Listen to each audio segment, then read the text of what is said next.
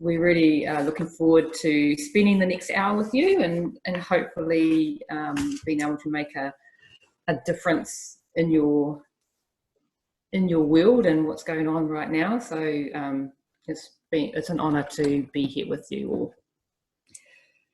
Just a very quick brief around our business. So we're registered as Honour Number 1. We trade under the name Kohia, and we're a husband and wife team. So my husband Doug is the controller of everything today in terms of the PowerPoint, and also he was sharing his knowledge in some areas of what we'll be talking about today as well. So it's a joint webinar today, and we started our business probably 2 years ago, I think, where we both left the corporate world. We went back to what we were doing when we were younger, which was all about health and wellness. And we just noticed in the corporate world that, you know, everyone was struggling, you know, overworked, tired, living fast lives, eating whatever food, you know, fell in front of us when we from takeaways or what cafes and whatever else was going on, and how we didn't really take time to really care for ourselves. And we experienced stress and burnout, and just really wanted to get our lives back to some sense of normal, and realised that we probably had used up the reserves that we had in us. And so with that, my background originally, I started my career in natural therapies and sports massage and nutrition and other areas, and that's what I studied in originally. And I basically reverted back to that and continued my study through neuroscience for brain health, looking at the actually research around what do we actually need, how do we need to be living and behaving to be able to be the best that we can, be more productive and be more present in our lives with those people we care about and love. And so that took us to creating our workshops and rolling them out through different organisations and community groups. So that is a bit about us, how we started, and a bit about me. I'll just flick over to you, Doug, so you can have your say. Yes, morena koutou. So yes, my name is Doug Wilcox. So a little bit about me. I've had a multitude of different careers. So I was first in engineering, and then I actually tapped into what was passionate with me, which was sports and sports science. So I went through and did a degree in sports science, and that kicked off my passion in terms of working with, at the time, elite athletes. I then moved into the regional sports trust sector, where we looked at more around public health and community wellbeing in terms of physical activity. And yeah, it's just built, I guess it's built on my passion in that space in terms of with my involvement with Lynn. And it's been a personal pursuit, is around general wellbeing and the way our brain ticks. Hence why we got ourselves involved in neuroscience. And a lot of the work that we do now is based around how the brain and the sport, the science and the research is backing up that whole connection between mental well-being and physical health, and vice versa. So it's a two-way relationship. Oh, there's someone that's on mic. If they could put themselves on mute. Let's see if I can do it myself. Sorry about that. Yeah, so and that's what's led us to today. Our business has been going for 2 years now, where we specifically come into workplaces and into the corporate environment, talking about cultivating resilience, which is grounded in the neuroscience research behind it. So we try to put across a greater understanding by the way the brain connects to our physical health and how our physical health connects to the mental health of our brain. So that's the groundedness of the work we do, but it's also putting it into a practical perspective as well. So we try to do a whole lot of experiential stuff when we come out to workplaces and deliver our workshops as well, based on our experience and our workplace experience in dealing with and managing staff. So yeah, so that's it for me in terms of my introduction, and we'll kick off the PowerPoint and I'll pass it over to Lynn. Kia ora. Thanks, Doug. So just some bit of housekeeping, if you can keep yourself on mute so we're not affected by any background noise. And if you do feel that you really want to ask a question going through, please do. You can either put it in chat, or I'm open to you unmuting yourself and just asking the question. So we want to try and make it interactive as we can. And but yeah, any questions, fire it through chat or just ask. We're interested in what you're actually hoping to get out of today. So if you want to make a comment in the chat space, then please do. And hopefully we get to cover what you'd like to talk about.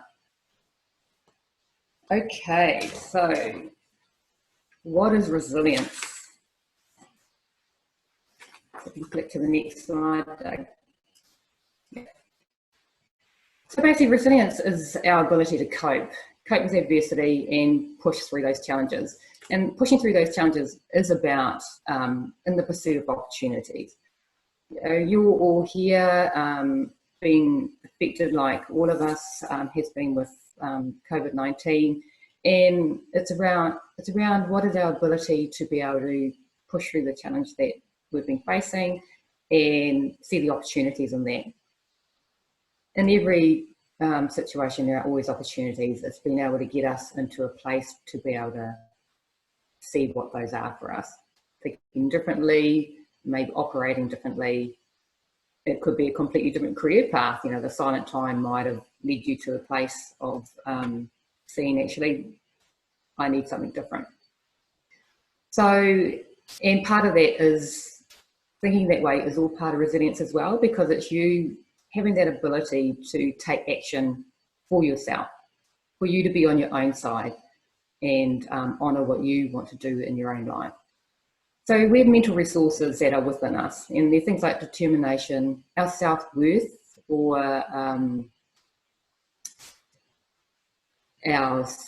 basically our sense of self, how we whether we believe we're enough as a human being, as a person, and our level of kindness are things that are particular mental resources that help make us resilient.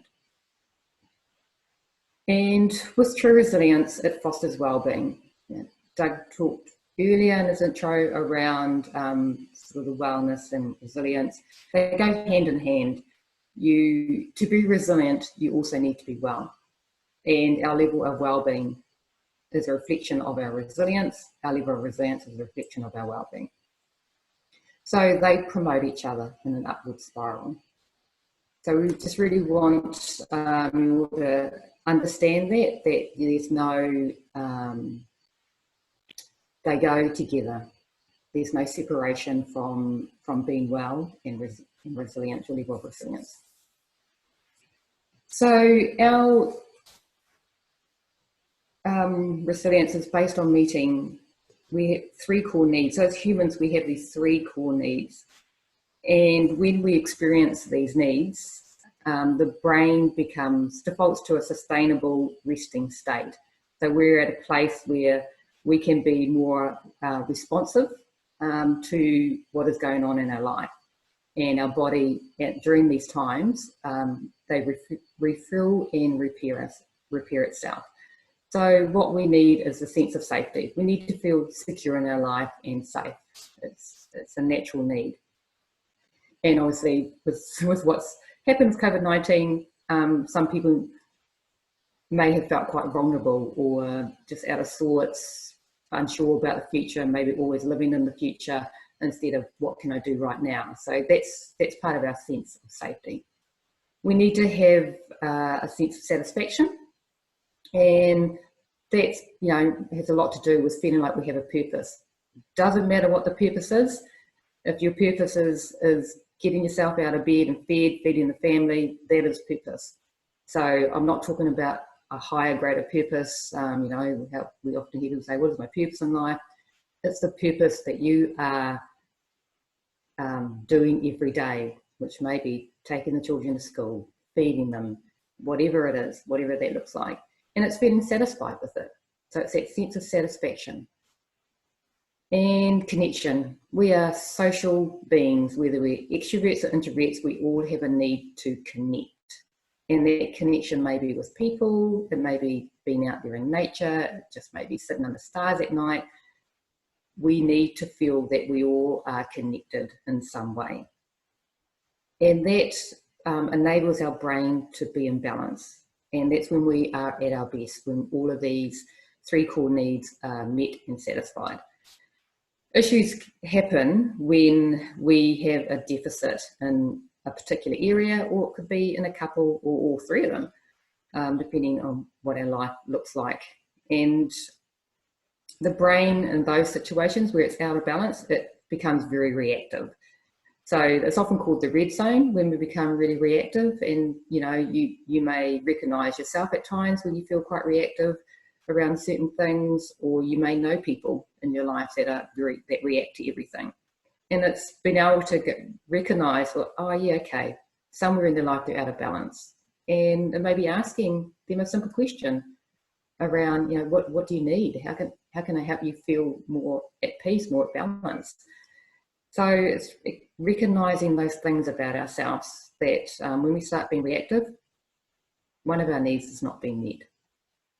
And this leads to anxiety, being fearful, loneliness, or the sense of having no direction. And we become depleted. You know, we start lacking energy and become depleted. Okay. Next slide. Thanks, Doug.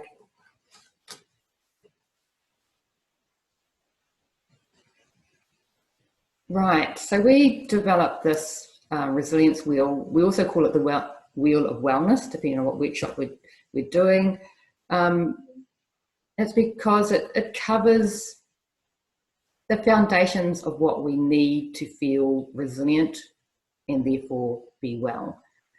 So we'll be touching on some of these today. Some will be in a bit more detail than others.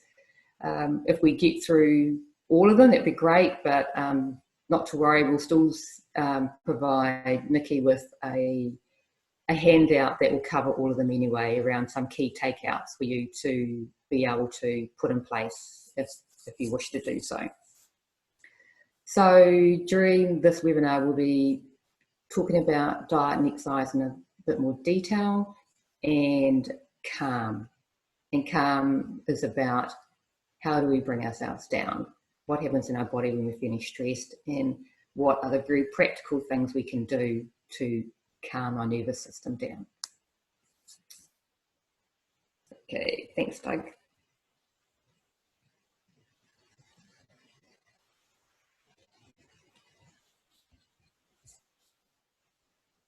Back to you, Doug.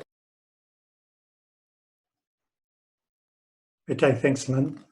So part of the topics that we're talking about as part of that resilience wheel is movement, and specifically relevant to what it does for the health of the brain.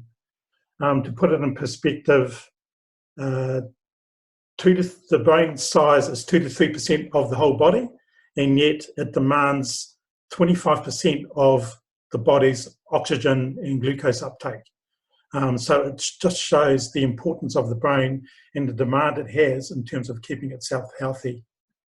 What movement does is that, in terms of exercise and physical activity, is that it helps keep the brain healthy, as well as the direct effects it does in terms of our working muscles and keeping ourselves fit. It is very, very important for the brain health. In terms of what it does and benefits to the brain itself, as it shows on the slide, the first bullet point, it increases the plasticity of the brain. So what that means by plasticity is that it allows the brain to be more elastic and has the ability to be malleable. And so it allows the brain to have that elasticity to grow and increase in volume, which is really important in terms of our brain health, neurogenesis, in terms of developing our brain cells and growing them and keeping them surviving, which then allows us to think properly, and all those processes that the brain is so important in basically communicating with the rest of the body. Exercise increases blood flow in the brain. So as you know, when you exercise, your heart rate elevates, and what that heart rate does, it starts pumping blood flow throughout the body. A big part of that and the benefit of that is that blood flow increase due to the demand to our working muscles by default benefits increased blood flow to the brain. And what that does, it helps in terms of efficiency of the transport system to get that oxygen and that glucose, which is the energy our brain needs to be able to function and keep the hardware healthy. It stimulates the growth of brain cells and the connections between them. So a lot of the neuroscience research is showing that movement is vital in terms of generating new brain cells. Past theories had identified that as we get older in life, that we lose the inability to produce new brain cells. What the new research is showing is that we can actually create brain cells throughout our age lifespan. So even at the older we get, it doesn't minimize the amount of brain cells that we can produce within our bodies. But the critical thing to that is exercise is an important part of that process in terms of stimulating the neurogenesis of new brain cells and keeping them surviving. The more brain cells we have, the more opportunity we have to make connections between them, and that's what our thought processes do. So when we learn new experiences, and this is where the effortful learning comes into the play in terms of how vital it is to learn new skills throughout your life, is that what it does, it stimulates pathways and connections between those brain cells. What that is called is cognitive reserve. So the more that we can continue to learn new things, the more that we connect or make connections and build pathways between our brain cells, the greater our cognitive reserve. And that's going to increase the health of the brain as we get older. This is something that is really important when you think about some of those really prevalent diseases of the brain, such as dementia and Alzheimer's. Of course, what goes alongside exercise and increasing the plasticity of the brain is that it actually increases the volume of the brain. And as mentioned before, the bigger the brain, the greater cognitive reserve we have, especially as we get older. So that's really important.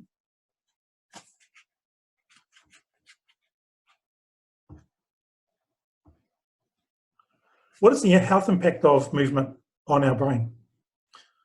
So when we exercise or when we partake in physical activity, we trigger the release of what's called brain-derived neurotrophic factor.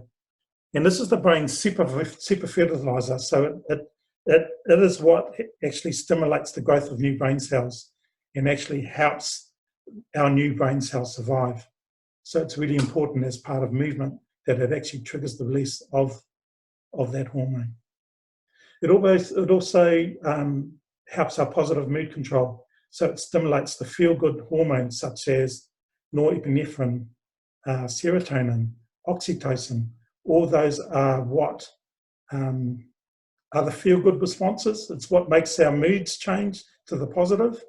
And you know, when you're under a whole lot of stress, probably one of the best things you can do is go out and take a brisk walk, because what it does is it actually helps you produce those feel-good hormones, and it changes your mood. it actually flicks off that stress response of feeling anxious or feeling worried about an issue that might be going through your head or through your mind. So exercise helps in terms of an immediate response to overcoming an acute stress response that you may be experiencing. One of the key things as well is that it inhibits cortisol. Cortisol is a stress hormone that what it's meant to do is that it's meant to elevate your heart rate, increase the blood flow throughout your body. It engages and pulls glucose, which is the fuel your body needs as energy, out of its storage sites and into the bloodstream. So what it is actually doing is that when you experience a moment of high stress, your brain signals the release of cortisol. That stimulates all these physical responses to occur. That puts your body into a state of readiness, a state of alertness, so that you are ready to respond, whether it's a fight response, a flight response, or going into freeze mode.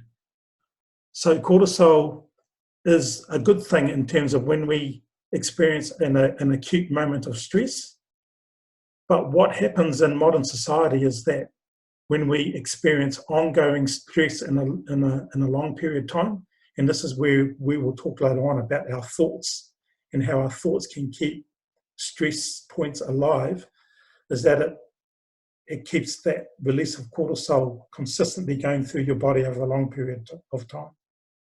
When that happens, that becomes a very detrimental part of ill health. So as we know, when we have excessive high blood sugars, so glucose released into your blood on a long term, it helps promote the onset of diseases like diabetes, arteriosclerosis, and cardiovascular disease. So ongoing stress, even if it's a low hum of stress over a long period of time, doesn't turn that cortisol tap off. And that promotes the onset of ill health. The critical thing about that is that we need practices to put in place to turn off those stress moments. So have acute moments of stress, turn it off. In terms of building the body's resilience, now physical activity is actually a stress. So anyone that does training knows that when you go for and exert your body and expose yourself to a lot of stress, what your body does in the recovery process is that it builds itself not to withstand the current state that you've put it in, but actually to overcompensate. So it actually allows you to take on more stress and physical stress on the body. It's what's called the overload principle. This is how we build resilience in terms of building our fitness. The same thing happens with the brain in terms of mental resilience. If you expose it to a controlled amount of mental stress, you actually build the brain's resilience to that stress in a controlled way. And this is one of the key aspects of building resilience, is that you've got to actually have that mental stress in your life in a controlled manner that actually helps you build that mental resilience, which we'll go into later on. There are also obvious other things around exercise. It increases muscle mass. So as we get older, we lose muscle. By continuously engaging in physical activity and exercise, you maintain that muscle mass through the age span. The other critical thing for maintaining good health is that it actually lowers the levels of inflammatory markers in the blood. And this is really important in terms of inflammation of the body causes the onset of illnesses and disorders. Oxygenation of the brain also improves sleep. It also, the fact that with exercise you fatigue, that fatigue is a natural process of bringing on the onset of sleepiness as well. So it actually helps improve sleeping. And of course, if you do exercise and physical activity in groups, it encourages what the brain needs, which is social connectivity. So that ability to thrive and be well based on connecting with others.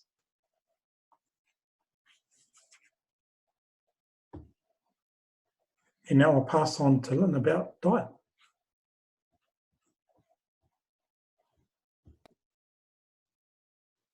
Thank you, Doug. So we're going to talk about our gut-brain connection, and you might want to know why I'm going to be talking about intestines and our bowels and stomach. So not something that people might normally think relates to resilience, and but it does.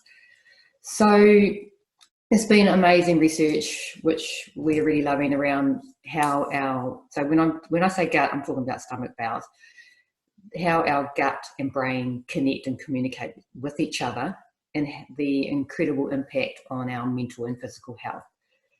So our intestines hold this whole ecosystem down there of trillions of microbes. So microbes are our bacteria and our fungi and viruses, our basically what people commonly call our flora and fauna in our bowels. And the community, the collective name for that community is called the microbiome.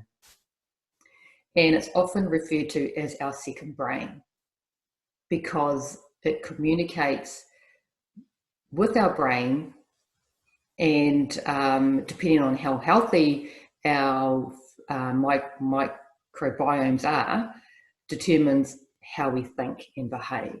So it's really important to understand this, because what feeds our microbiomes? It's our food. And so depending on what you eat is how healthy that communication pathway is. So the bacteria ferments our food and into chemicals and molecules, and it's those molecules that communicate to, and chemicals that communicate to the brain via our vagus nerve, which we'll be talking about later, our immune and hormone systems.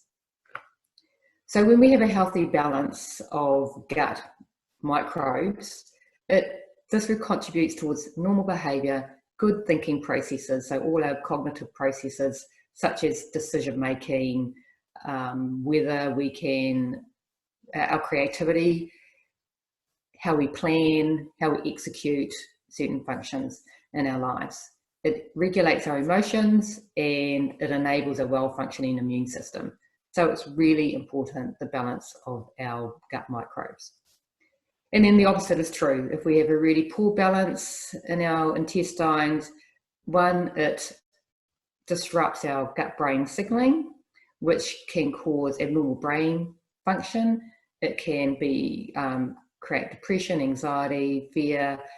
Our behaviours might change. Our emotions may become more irrational, and it develops increased inflammation. And inflammation is the precursor to kind of every disease that we can get. So an unhealthy diet, stress on top, whether we're using antibiotics or not, can lead to very poor balance of microbes. And this also increases the inflammation, the stress and the antibiotics. Okay, thanks, Doug.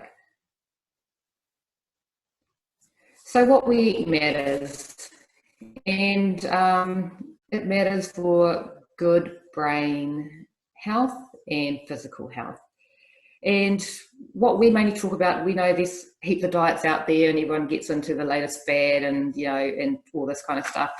We just like to keep things really simple when it comes to diet, because we don't want to make it complicated. We use the research around the Mediterranean diet, which is 60 years worth of research. It's the most researched diet in the world. And they promote a very plant-rich diet. So what that actually means is that a diet high in fibre, plants is every vegetable you can think of, and for those people that are into gathering wild foods, it can be berries that you get out in nature, it can be dandelions you pick from your grass or gardens, and other weeds that grow that are edible. and other foods, watercress and whatever other kai that we can harvest in nature. The kai that we gather from nature are the most nutrient dense you can get, purely because they've been around for thousands and thousands of years. They are still pure in regards to their makeup. They're not being grafted or had anything done to them. And so they are a great food source full of nutrition. So if you're into gathering your own kai, then highly recommend that.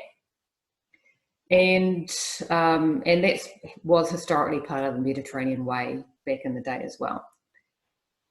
And so this diet,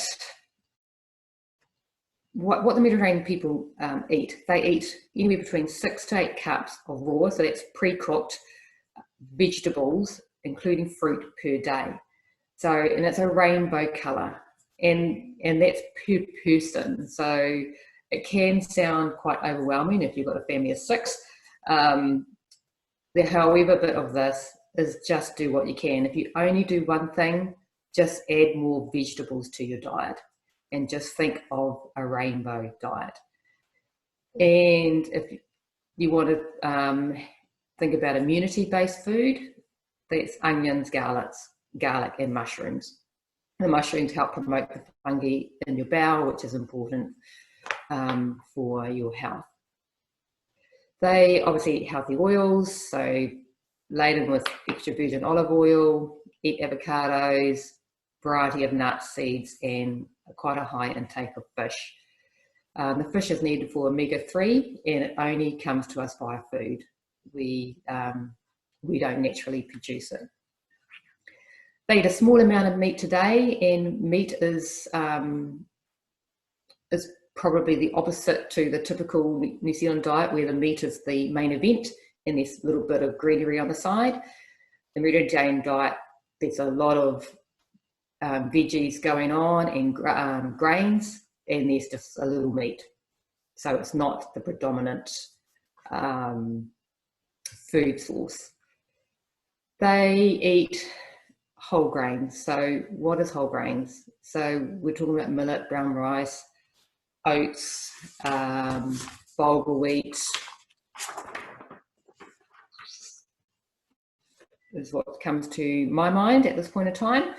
So what we mean by whole grains is the avoidance of unrefined foods, and that's the likes of what we've probably all grown up with: white flour,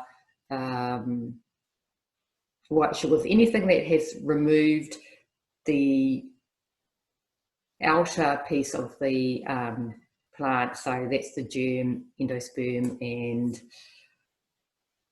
the other bits lost on me, sorry. But they are the ones, those part of the grain is what holds the nutrition. And to create white flour, they remove all that. So we really want to be trying to use more wholemeal flours or brown rice flours or other kinds of flours that we're going to actually get some nutrition from. They do have legumes, eat legumes and pulses, which is lentils, beans, chickpeas, are examples that most people would know, and minimize added sugar. And I don't really like to get too much into the sugar debate. We know it's not good for the gut. So as much as you can, this is again from a very practical point of view, minimize it as much as you can. And when you think about added sugar, sugar's in almost everything. You look at tin food, there's sugar in it. You look at other products, there's sugar in it. It's like how they add salt. It's a bit of a preservative, and sugar is used to, our palate likes it. So it naturally gets added to products in the hope that we'll keep buying it. But once you start weaning yourself off sugar, slowly you actually find that you can't tolerate a lot of sweet things. Your taste buds do change. So this diet is one that just really helps grow the right microbes in your gut. When Doug and I first started eating this way, all we did was we just added more vegetables into our diet because we didn't really know how we would go, because we are hunter-gatherers, and we were like, oh, what does this actually mean for us and our way of life? But what we found, that the more vegetables we added, we just had so much more energy. We'd wake up bright and cheerful and just felt different. We really noticed the change, that we just started adding more vegetables to the point where now we might have a fish meal and a meat meal once a week. And this is a couple that ate meat every single day. And so it was not planned. We didn't plan to do that. It just happened because we realized that we got all the nutrients and what we needed, the energy sources, from eating lots more vegetables and making our meals kind of interesting and exciting with it, because, you know, that's the other challenge. You actually have to do a bit of research on how to make vegetables interesting. So, but in terms of our well-being, it was a significant increase in how we felt, and our energy levels and our clarity of thinking and brain function improved as well. So we've noticed a huge, significant change in our level of well-being and resilience. Okay, thanks, Doug.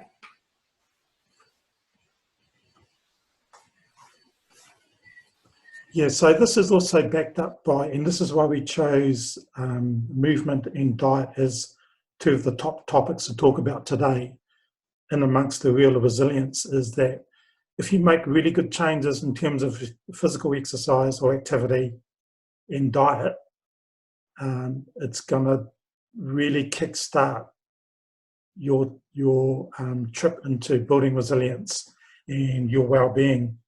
And the neuroscience research backs that up. So they often say, if you're going to change two things in your life, focus on making your diet be the best diet it can be, and physical activity. In terms of what it does, is that basically it looks after your hardware, and it gives you the right nutrients and the best way of providing the energy that your body responds to in terms of operating and keeping your hardware in top shape. So those two things are really key in terms of well-being and building resilience. And as I mentioned earlier, in terms of resilience, you can't build resilience without stress. And so you've got to have stress in your life to be able to improve and build resilience, whether it's mental resilience or, as I mentioned in exercise, physical resilience. So there's an optimal zone that you can operate in terms of stress. If you don't have enough of it, you don't feel stimulated by it. You know, boredom, depression, there's a lack of attention or a lack of interest, so therefore a lack of focus into anything that you may do. If you go to the other extreme, where the stress is to a point where you just can't, in your mind, can't cope, then your body starts responding, and you elicit a biological response due to the anxiety and the worry and the complete meltdown that you experience based on not being able to cope with the stress that's in front of you. So obviously there is a balance, and the key is to have that balance and to have it in short bursts so that you can recover from that stress response.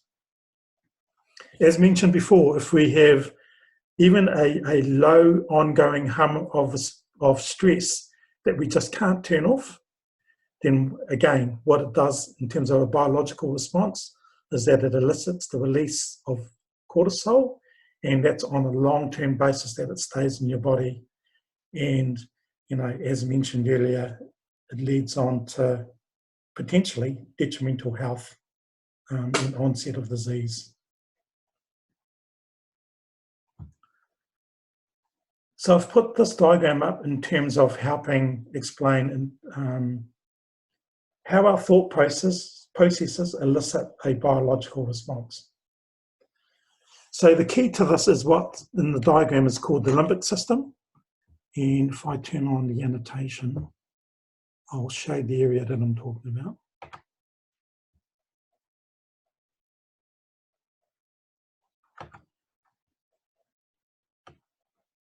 So this area here is called the limbic system, and it consists of a whole lot of different parts of the brain that elicit a response based on a thought or an emotion. So the key to that is the amygdala, which is a little peanut-shaped organ in the brain there. That what that does is when you experience a moment of stress, the emotion that drives that stress point is driven from the amygdala. And depending on how you respond to that stress, whether it's an emotion of anxiety or in the forms of exercise, an emotion of, yes, I'm getting exercise, this stress is pleasurable, that amygdala will actually induce and activate other parts of that limbic system, like the hypothalamus and the pituitary gland, to release different sets of hormones. Depending on the emotion that you feel, that will drive which hormone is released. So let's talk about stress and the way we experience stress. When we experience stress and it's a negative response to stress, what happens is that the pituitary gland then promotes the release of cortisol through the body, which then has an on-flow effect in terms of what that does, in terms of a physical response of the body, as mentioned earlier. What that also does is that a part of the brain goes offline, and this is called the prefrontal cortex.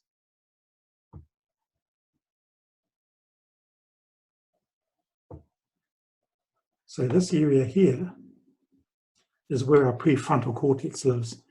And what that is responsible in the brain is our executive decision making. So when we have good clarity of thought, we make decisions in that part of the brain called the prefrontal cortex. When we experience a high moment of negative stress, what we do is we actually flip that part of the brain offline. And so we have the inability to make good, sound decisions and have good clarity on which direction we should take from here moving forward. So the really important part of being able to make good decision making in those moments is to bring yourself back down into a calming state, which is what we'll move on to now. Because this is another, again, a very, very important part of resilience, is bringing yourself down to a calm state in moments of stress. Oops, sorry, I have to try and get rid of this.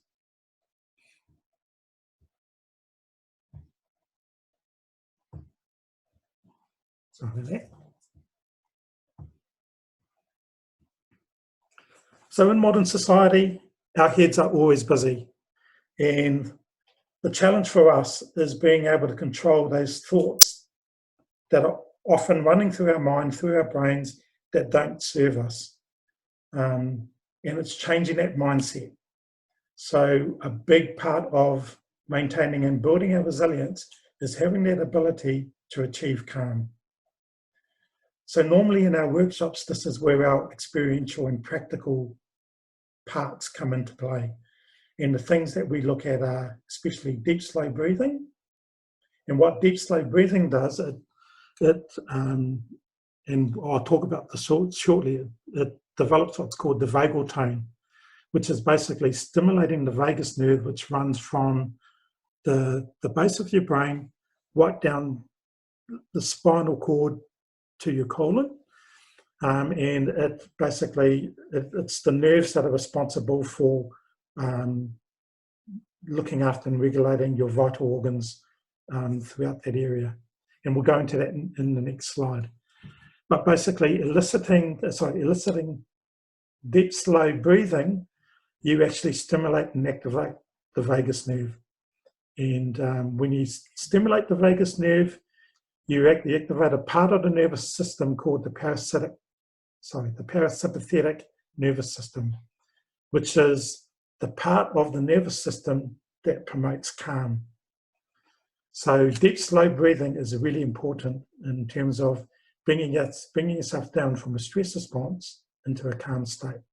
And it's probably one of the quickest key things to do if you have a moment of anxiety or stress that you experience, any time during your day when you may be in your workplace. Bringing yourself down to a calming state is critical before start making good decisions on your next steps.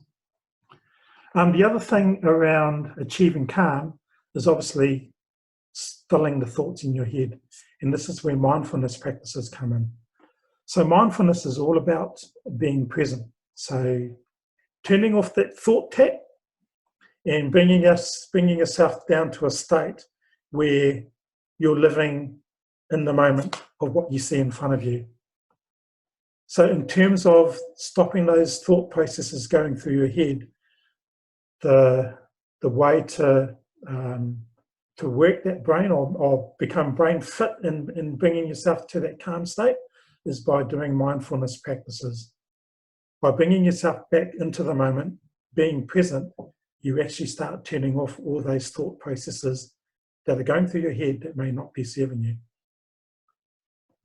And as shown in the other parts of this slide, meditation, yoga, gentle movements, singing, humming and chanting all help promote bringing yourself back into that calm state by activating your parasympathetic nervous system.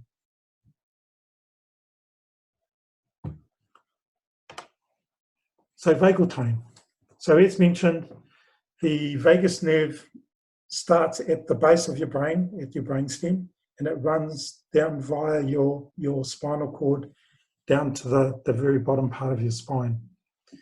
It's the longest nerve in your body. It connects your brain to all those vital organs such as the heart, the lungs, the intestines, and the stomach.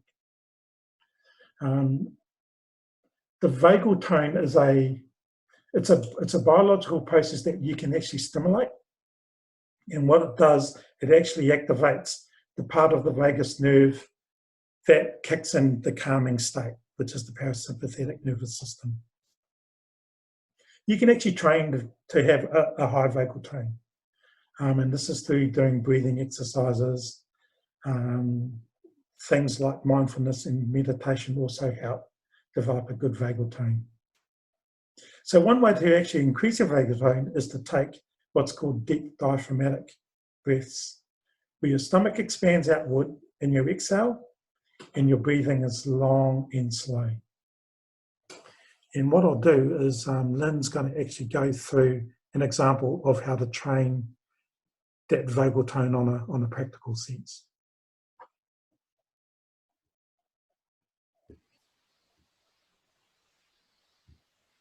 Right. So the way you can strengthen your vagal tone and induce calm is to hold your hand around the bottom of your ribs. So that's part of your body that should raise when you take a deep breath in. Breathe in through your nose. And so what we'll be doing, we'll be breathing in through our nose with a count of 4. So I'll be counting like 1, 2, 3, 4. And then you hold for the count of 2. So I'll count 1, 2, and then you exhale really slowly, as slowly as you can. And we're going to try to exhale slowly to the count of 6. And this just takes practice. If you keep doing this every day, you will start feeling incredibly calm. I used to use it in the office setting when I felt under pressure, just taking deep breaths and, just find that place of calm. And as Doug said, that will help you respond to situations better, be able to think more clearly and make better decisions. So if you hold your hands just at the bottom of your rib cage, take a deep breath in through your nose. 1, 2, 3, 4. Hold. 1, 2, and exhale more slowly. 1, 2, 3, 4, 5, 6. And again, deep breath in. 1, 2, 3, 4. Hold. 1, 2. Exhale. 1, 2, 3, 4, 5, 6. So that's something you can practice yourself at any time, and then start spreading the count out a bit longer to get it close to doing it over 1 second. So 1, 2. So just spread the count out longer, and that will help strengthen your vagal tone, induce calm, and you can do it anywhere. No one needs to know what you're doing, and so it's great. So hopefully that will help you. Okay, right. Take the next slide. So we're just going to quickly go through a few other things. And compassion. So the interesting thing about compassion is that compassionate people, they recover more quickly from stress. So there's been a lot of research into the likes of compassion and gratitude, which is really exciting, and the importance of compassion and gratitude to your well-being and to resilience. So what is compassion? So compassion is when you see someone else's suffering and you want to help alleviate that. So you have a desire to do that. So it doesn't mean it ends there. I could see someone suffering and think, oh, I really want to help, but I decide to do nothing. It's actually about taking the action. It's going over to the person and saying, you know, asking them how they are. Is there anything that I can do to help? Or just offering them something to help alleviate their pain. And compassion is an interesting thing, is because sometimes we steer away from compassionate acts. So I'm not talking about pity or trying to rescue people. That is not compassion. That's self-driven motives for trying to help someone to make yourself feel good.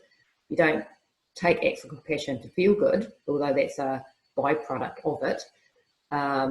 Your motivation is truly there to help someone that is suffering. So in terms of taking a compassionate act, we do go through a biological decision-making process where we're going to take action on it.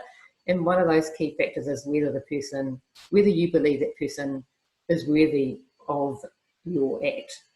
So it's just something to be aware of when you are considering taking a compassionate act towards someone, that have that awareness that that is part of that process as well.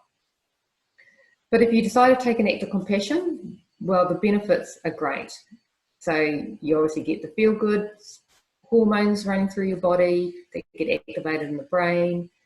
It has a strong link to happiness because you obviously feel really good. People live a more satisfied life. It cultivates resilience, and it increases your sense of connectedness, which is that we know that our brain needs. There are lots of other benefits to compassion as well, but those are the main ones. An example is that it is shown to actually help people's health and heart health as well, because obviously compassion is an act from the heart. So there is connection to heart health as well. So that's compassion. Let's move to gratitude. So gratitude. It's really important in our lives to notice what is good. What are those good moments? And we're so used to dismissing the good that's in our life. However, when we take time to actually be grateful for what is there, even through bad times, when we go through bad times, sometimes it's hard to think of anything to be grateful for. But, if you have a home that you can live in, if you've got food on your table, that's a lot to be grateful for. Sometimes when I go to the supermarket and I see people struggling to know what to buy with their budget, I actually send them gratitude, because gratitude, when you send people, I just say things like, I'm so grateful that you are able to even come to the supermarket, because some people can't even go to a supermarket because they don't have the money. So the fact, and giving that person gratitude in that way in my head, actually, you know, I believe has some kind of response, an energetic response with them. And then I see myself great gratitude for that I'm able to do that. I'm able to go to the supermarket and buy food. So gratitude is shown to help manage stress, improve relationships. I absolutely know improving relationships works because I've used that gratitude, sending gratitude to people that I've found difficult in my life, whether it's been work-related or personal, and I find what I think they're good at and what good characteristic or good at doing something, and I just say, you know, I'm grateful for Joe Blogs, the way that he helps me in my finances, just made that up, and I do things like that. And what I've found is that I start seeing only the good in that person and they show me the real good in them. It's a very powerful tool, and gratitude has changed my world personally. It has definitely made me more resilient and a lot happier. And through bad times, I use it all the time. It flicks my brain into a positive state, which is really important. Doug, do we have enough time to just have a quick chat about our thinking?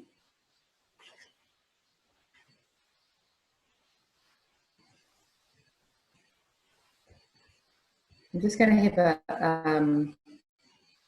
Doug, should I have a quick chat about our thought processes before we finish? Yes, sure. So we won't talk about sleep. Yeah, we might get enough time. So I just want to quickly have a conversation around our thinking. So our behaviours and our thoughts all come from our life, pre-birth. So in terms of, we start picking up from our mums pre-birth, how they're feeling, and oh, can someone turn off their speaker? It might be you, Sarita. Oh, sorry. Thank you. Thanks so much. And throughout life, we learn from significant people in our life, teachers, families, siblings, extended whānau, whoever our caregivers are, and their friends and families. And we take on belief systems from them. And some may be really great and serve us well, and others may be really unhelpful and toxic. And so our thought processes come from our life. And so it's really about sitting there. Doug talked about mindfulness and just noticing what we often think about. Are they happy? Are they positive? Are they planning for the future? Are they creating a good life? Are they building inner resources? Or are they diminishing who I am as a person? Am I ruminating over something someone said to me and it's actually making me feel unwell? Do I tell myself self-hate stories, or I'm not good enough? So really notice your thoughts and recognize that your thoughts don't determine who you are. You can change them, and the way of changing them is, to Doug talk about mindfulness, is just noticing they're there and just saying something like, yeah, oh, there you go again. And take some deep breaths. Breaths will help calm you down, and then tell yourself something positive. You just need to keep telling your brain all the great stuff about yourself, what you really enjoy about yourself, what you love about yourself, and it will start diminishing the negative self-talk. And the more you do that, you'll find over time, and I've done it for years, and lots of negative thoughts still come up. They're needed because they're things that actually help keep us safe at times. However, if they're dominating your life, it's about getting a handle on it and telling yourself good stories, changing the language, because your brain doesn't know what's true and what's not true. So you can tell your brain anything and it will believe it. So if you remember that, you can even make up stuff, good things about yourself, if you struggle to find anything, as some people do. Okay, thanks, Doug. Great, thanks, Lynn. Yeah, just to quickly, we've only got like a couple of slides left. One, we thought we'd put in some tips around sleep hygiene. The quality of sleep is critical to good brain and body health. So, you know, we know in modern day society, because our heads are so busy, sometimes it just overwhelms us to the point where we struggle with sleeping. We do have set stages of cycles within sleep within a night, and those stages of cycles of sleeping, they go through that cycle up to 3 to 4 times throughout the night of sleeping. And some of those stages are actually vulnerable moments where it's easy for us to be overwhelmed by our thought processes and knocks us out of a good sleep. So understanding the research around sleep, there's been quite a bit developed around what actually helps in terms of good hygiene to put, or good practices to put in place to have a good night's sleep. Sleep is really, really important in terms of maintaining your wellness and maintaining your resilience, because you've got to be refreshed for the next day to take on the next challenges. So that's key. The last slide is something I might get Lynn to talk about, which is just an example of what we do as a bit of a coaching exercise for people. And it's called What's Your Wow, or your Wheel of Wellness, which is very similar to what we put up at the beginning of the presentation in terms of the resilience wheel. And Lynn, would you like to talk through how we step through the process, which may actually help you guys with leaving you with some tools? And just before I hand over to Lynn, just to let you know, the PowerPoint slide we will send out to everyone, and we also have a one-pager. I noticed there's a couple of people that have asked on chat. There was a one-page handout that we will send through as well. But you know, if there's any other questions or stuff that you want to talk about in more detail, I mean, obviously for us, this is incredibly challenging to talk about this in 1 hour. You know, the longest that we deliver this program is actually 2 days.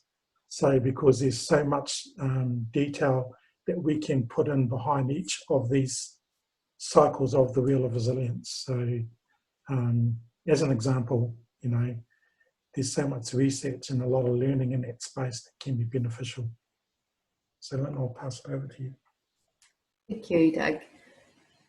So we created this Wheel of Wellness to use as a coaching tool. So people could do it with their colleagues, or with a coach, or by yourself, where you get to rate basically where you think you are. So basically, after our workshops and with added knowledge, people would sit there and rate where they think they are in diet. So basically from 0 to 10, obviously the 0 is down the tight point of the triangle towards the center, and you're rating yourself at 10. So if you think, you know, you have a high vegetable intake and eat fruit and whole grains, etc., you would rate yourself somewhere in there. Maybe it's a 7. And then physical activity, if you think, well, I walk every day for at least 30 minutes, or whatever your joy is with exercise, go to yoga, pump weights, whatever it is. And if you're happy, if you're satisfied with your level of physical activity, or not satisfied, you rate it accordingly from, you know, the 0 to 10. And you go through each area. Calm. So what practices do you currently do that enables you to induce calm? Do you meditate? Do you do yoga? You know, do you walk around singing? So that the thing with singing and chanting, that the vagus nerve is attached to your vocal cords, so it strengthens your vagal tone. So that's why it induces calm. Plus, it also induces happiness, because, you know, when you sing, you feel happy. So what are your activities? Do you go for nice little walks in nature that induces calm? Whatever your calm is, you rate that. Your sleep, what is the quality like? Do you wake up most mornings feeling refreshed and revitalized? Social connectivity, how socially connected are you? So do you volunteer in different groups? Do you make an effort to reach out and be around other people? Because social connectivity is as we get older, it's becoming a bit of an epidemic around loneliness, and loneliness is a terrible precursor to disease. It's rated right up there as one of the real high reasons for diseases. So we need to always find a way to be socially connected and feel like we have this attachment with people. Effortful learning, Doug talked about that. Our lifetime full of continuous learning where we feel like our brain hurts, where the learning is an effort. It's not something easy for us. We actually are making our neurons work. We are sweating as we're learning. So that's effortful learning. Relationships are about family and friends. What are the quality of them?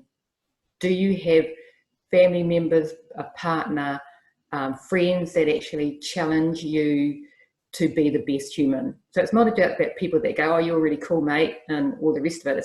It's actually about having people, your family and friends, who make you be a better person in a very loving and compassionate way.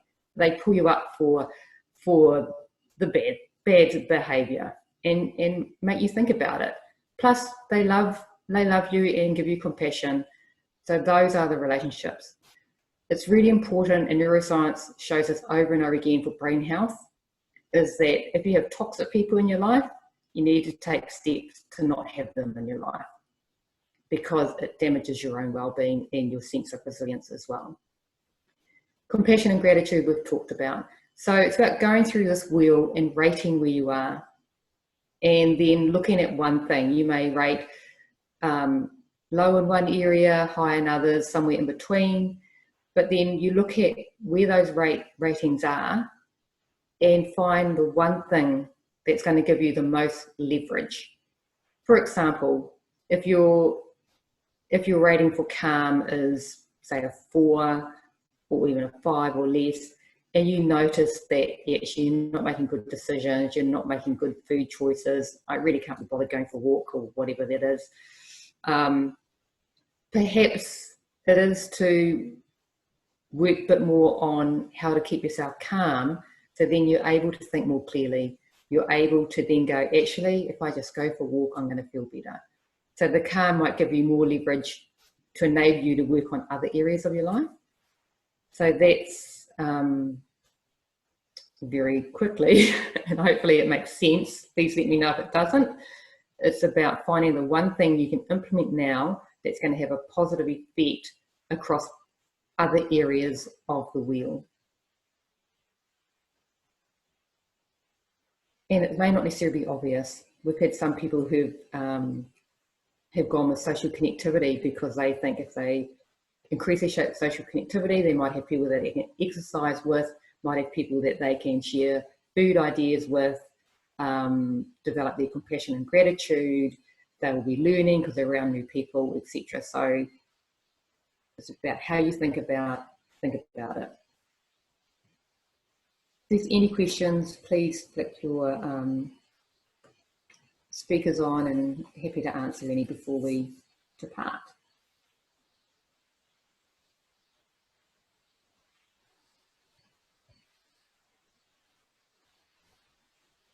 Okay, all right then, we'll just a big thank you. So as Doug said, we'll get to you, Nikki, the PowerPoint presentation and our handout. And the handout will have